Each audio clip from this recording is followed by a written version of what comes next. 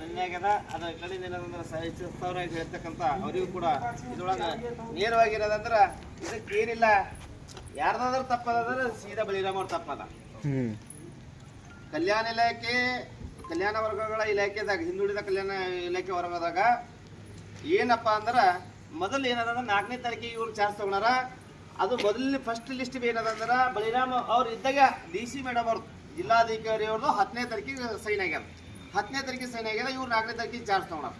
ಏನಪ್ಪ ಅಂದ್ರೆ ಇದ್ರೊಳಗೆ ನಂಗೆ ಟ್ರಾನ್ಸ್ಫರ್ ಜನರಲ್ ಟ್ರಾನ್ಸ್ಫರಲ್ಲಿ ಮೊದಲಿನ ಅಧಿಕಾರಿ ಹೊಂಟೋಗಿದ್ದಿರ್ತಾರ ಜಿಲ್ಲಾಧಿಕಾರಿಗಳು ಅಲ್ಲಿಂದ ಕಲ್ಯಾಣ ಇಲಾಖೆದು.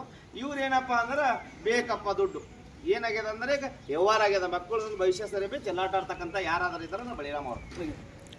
ಯಾಕಂದ್ರೆ ಇವತ್ತು ನಮ್ಮ ಸಮಾಜದ ಮೇಲೆ ಅಧಿಕಾರಿಗಳ ಕಣ್ಣು ಬಿದ್ದಿದೆ. ನಮ್ಮ ಸಮಾಜದ ಮೇಲೆ ಅಧಿಕಾರಿಗಳ ಕೆಗ್ಗಣ್ಣನ್ನು ಬಿದ್ದಾಗ ಇಂಥ ಮಕ್ಕಳಿಗೆ ನ್ಯಾಯ ಎಲ್ಲಿ ಸಿಗುತ್ತೆ? ಬಾಬಾ ಸಾಹೇಬ್ ಅಂಬೇಡ್ಕರ್ ಅವರು ಕೊಟ್ಟಂಥ ಕಾನೂನಿನ ಅಡಿಯಲ್ಲಿ ಕಾನೂನಿನ ಚೌಕಟ್ಟಿನಲ್ಲಿ ನಾವಿವತ್ತು ಜೀವನ ಮಾಡ್ತಾ ಇದ್ದೀವಿ. ಇದು 2 ತಿಂಗಳಿಗಿಂತ ಮುಂಚೆ ಇದೊಂದು ಪ್ರತಿಷ್ಠಿತ ಶಾಲೆಯಾದ ಕಡಲ್ ಗುರುಕುಲ ಈ ಶಾಲೆಗೆ ಅರ್ಜಿಯನ್ನು ಕರೆದಿರ್ತಾರೆ. 15 ದಿವಸ ಒಳಗಾಗಿ ಈ ಒಂದು ಪರೀಕ್ಷೆ ನಡೆಸಿ ಸೂಕ್ತವಾದ ಪ್ರತಿಭಾವಂತ ವಿದ್ಯಾರ್ಥಿಗಳನ್ನು ಆಯ್ಕೆ ಮಾಡಿರ್ತಾರೆ. ಈ ಆಯ್ಕೆಯ ಮೊದಲ ಪಟ್ಟಿಯಲ್ಲಿ ಏನು ಮಾಡ್ತಾರೆ ಅಂತಂದರೆ ಟೋಟಲ್ 35 ಹುಡುಗರು ST ದಿನ ತಗೋತಾರ. ಅದೇ ರೀತಿ 55 ಜನ SC ದಿನ ತೊಗೋತಿರ್ತಾರೆ. ಅದು ಎಲ್ಲಿ ಅಂತಂದರೆ ಕಡಲ್ ಗುರುಕುಲ ಶಾಲೆಗೆ ತೊಗೊಂಡಿರ್ತಾರೆ. ಬಟ್ ಅದು SC ವಿದ್ಯಾರ್ಥಿಗಳೆಲ್ಲರೂ ಪ್ಯೂರ್ ಆಗಿದೆ, ಅದು ಕ್ಲಿಯರ್ ಆಗಿ ಹೋಗಿದ್ದಾರೆ. ಬಟ್ ಈ 35 ಹುಡುಗರಲ್ಲಿ ಸಿಂಗಲ್ ಪೇರೆಂಟ್ಸ್ ಆಲ್ಮೋಸ್ಟ್ ತೊಗೊಂಡಿದ್ದಾರೆ.